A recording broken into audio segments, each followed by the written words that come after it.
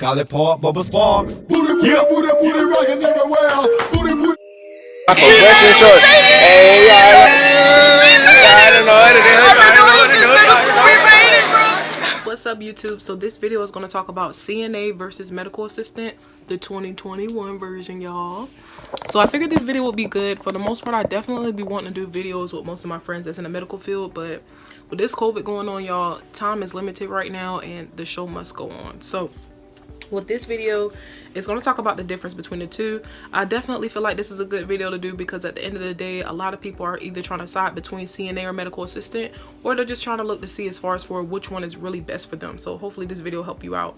Before I get started, don't forget to like, comment, and subscribe. And if you want to check out more videos as far as for what I have coming up for you or my old videos, click the description, the links down in the description box below. I have, like, as far as for my experience for taking the NCCT, that's the certified medical assistant exam, also as far as for my phlebotomy experience. So just check those links down, just check them down there. All right, so just to start off with, CNA is basically certified nursing assistant, CMA is basically certified medical assistant, and like I say, these are basically the two like top entry level medical jobs that most people like literally be getting hired on like that. For the most part, they definitely like to, you know, get fast with this industry, because at the end of the day, as soon as you're done completing the schooling, you're good to go ahead and get hired on for your experience. Okay, so basically I'm gonna start off with CNA first. I'm gonna tell you guys a little bit about CNA, and then I'll go ahead and start talking about medical assistant. All right, so with CNA, basically CNA takes up to 4 to 10 weeks as far as for completing for the length of the program. So if anybody asks, how long does it take to become a CNA? 4 to 10 weeks. Now, some people do have some courses where they're a CNA within like 2 weeks. Like, I'm just like, but at the end of the day, if it works best for you, go ahead.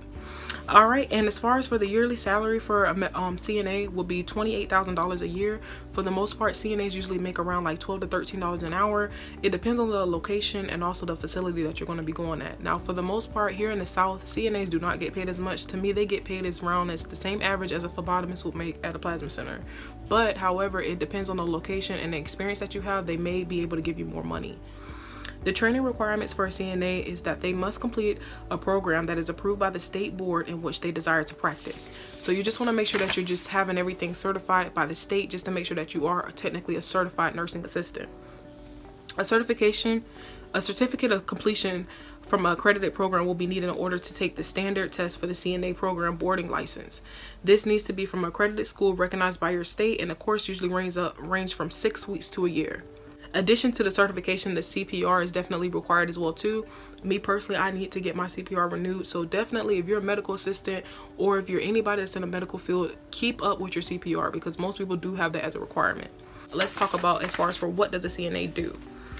All right, so a CNA basically works underneath the supervision of a licensed practitioner nurse, LPN, or they work underneath a RN. Now, majority of my friends that's CNAs, they work basically under RNs. That's just basically that.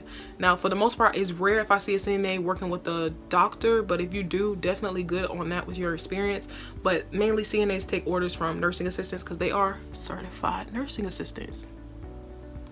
All right, so basically the licensed nurse creates an individual plan for the client, and the CNA assists and plays a major role as far as for the basic assistance for the client. So certain things that certain things that CNAs would do will be bathing assistance. So they'll provide or assist with full bath or shower. They'll also make sure that they clean the linens on as far as for the bed, the toilet area, and making sure that the restroom area is pretty much decent for the patient. Also making sure that they help out with skincare if a patient needs lotion or anything like that. Be sure on taking vitals, constantly taking vitals. I know for the most part, one of my friends tell me that for her CNA job, she's basically monitoring the patient all the time. See, the patient is usually on their medications where they're asleep all day, so you basically monitor what the patient is doing for the majority of the time. But everybody's CNA position is different. Also, they will have to serve meals and feed the clients if needed.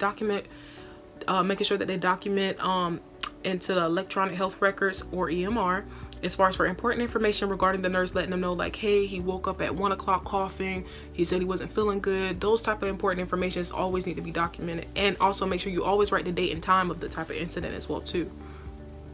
Stock supplies, making sure that they help out as far as for emergency procedures, infections control.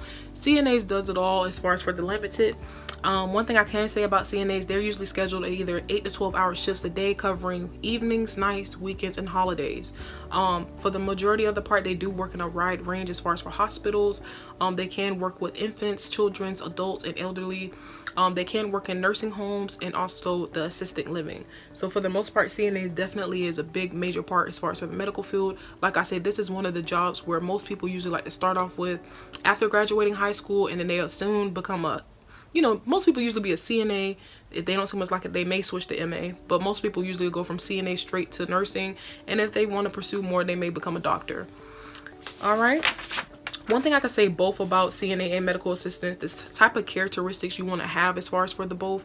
One, you want to have good communication skills. If you cannot really talk to a patient without having an attitude, this is not for you. For the most part, you have to be able to have patience with any type of patient, whether it's a younger patient, an elder patient. I always treat all my patients with respect. At the end of the day, whatever you give, you receive. You want to be detail oriented as well too. Me with being a medical assistant, I have to be detail oriented. At the end of the day, I have to keep up with the prior authorizations, making sure that I keep up whenever the patient needs a refill on their medication, when was the last time they got a refill, making sure I give them a follow-up appointment. So you want to make sure you keep everything detailed down. Anything that the patient may tell you, always keep the detailed into the electronic health records, because that's the type of stuff that the nurse or physician that you're working with will be looking for. You want to make sure you have compassionate about what you do. Always like what you do. Don't just be doing it just to do it. If you like what you do, you'll go a long way into the field with it. Be aware as far as for any type of thing that a patient may do. So just be aware that you may get all types of patients. HIV patients, AIDS patients, you may get transgender patients. You just never know. You never want to be in a judgmental zone whenever you're dealing with patients in the healthcare field, because you never know what anybody goes through. So most type of thoughts, you want to keep that to yourself. Now I know most people probably thinking, why is she telling us that? Most people don't realize, like, it gets serious in the real world. It's different than what they teach you in school. You also want to have patience. Like I said, if you ain't got good communication skills or patience, this is not for you.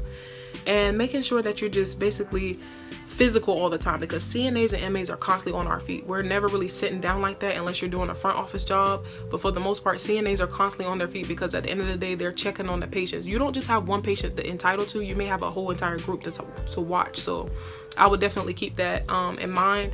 And as far as for medical assistant, let's talk about medical assistant, because that's basically what I am, you guys.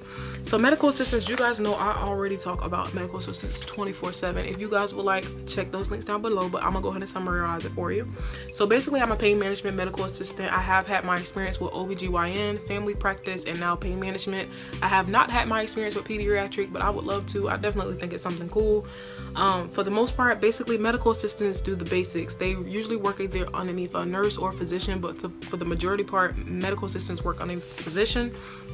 It usually takes up to 1 to 2 years for a medical assistant to complete the schooling. I went to Fortis College. Shout out to y'all. I went to Fortis College, and yearly medical assistants usually make around $33,000 to $35,000 a year. Medical assistants typically earn a post-secondary degree, or sometimes they could earn a on-the-job training certificate. It all depends. Most likely when you complete Fortis College, all you're going to get is a medical assistant diploma and your certification after you pass your test. Also, it is required for you to have your CPR as well for medical assistant. As I mentioned, always keep up to date with your medical assistant documentation, whether it's the HIPAA regulation course, drug and alcohol course. You want to keep all your stuff together. Medical assistants pretty much do whatever the physician may need help with them doing. If you're working underneath multiple doctors, you want to make sure that you write down each note as far as for what doctor likes. So most doctors may like where you do a pap smear with using a brighter light than what another doctor may like. I don't know, you just never know. But you want to write down any type of important information that each physician likes. I work underneath one doctor, but however, I had my experience working underneath many doctors when I was at my externship. So that's how I know to basically write notes as far as for which doctor likes, because the moment you do something wrong, they're gonna be looking like, who is you setting this up for? So keep that in mind. But medical assistants are limited to, as far as for they'll take vital signs, making sure that they take vital signs. I always say make sure that you take vital signs manually and also electronically, because it's great to just do both. You just never know, if you run out of power or something like that and you don't know how to do it, most patients may want to know. You assist the healthcare provider during exams. So I always help out with injections. When I was working OBGYN, we would help out with ultrasounds, help out with pap smears, colonoscopy tests. It all just depends. For the most part, we'll also do phlebotomy is a must with medical assistant. Phlebotomy is a must. We'll also prepare and administrate medications as directed by a physician, making sure that we maintain client scheduling, so always keep up with the EMR. Ours is e-clinical, so whenever a patient calls in for an appointment, you always document down what they need. If they need a follow-up appointment, making sure that they're up to date with their follow-up appointments. You'll assist in the appropriate billing and coding to file for insurance. Now, at our job, we have a third party that handles that. So most of the part, every medical assistant do not have to handle the medical billing and coding. They may have someone already scheduled to do that for you. Also making sure that we just keep control as far as for that infection control, making sure that we document and access the EMR under HIPAA. So meaning as in whatever is located in e-clinicals, we don't share that out in the open. We want to make sure we keep everything confidential for the patient, and just making sure we keep everything in electronic medical records. But for the most part, you guys see what I do all the time with medical assistant. Like, I do so many videos, I feel like I repeat myself all the time, but you just never know. Most people probably don't watch my other videos, so that's why I just try to repeat. But if you definitely want to know more as far as for what I do for my job, click the links down below. I also have videos showing you guys how the examination rooms look. I have to clean up the rooms, and with it being telemedicine now, is so different on what we do. Like, we still have patients come to the office, but we keep it spaced out. The only people coming to the office is either new patients or patients that's coming to get an injection. But for the most part, everybody is telemedicine, and it's a lot more different now. It's just a way of adjusting to the healthcare field, because one thing about the healthcare field is constantly changing, and keep that in mind. It's constantly going to change for you guys. So hopefully this video helped you guys out. I'm hoping you guys don't forget to like, comment, and subscribe, and let me know which one are you willing to pursue first, either CNA or MA. Is it one that you're just trying to more so focus on? Is it one that you're just trying to go for the money? What is it? But don't forget to like, comment, and subscribe, and make sure y'all stay safe during this COVID-19 times. Peace, y'all.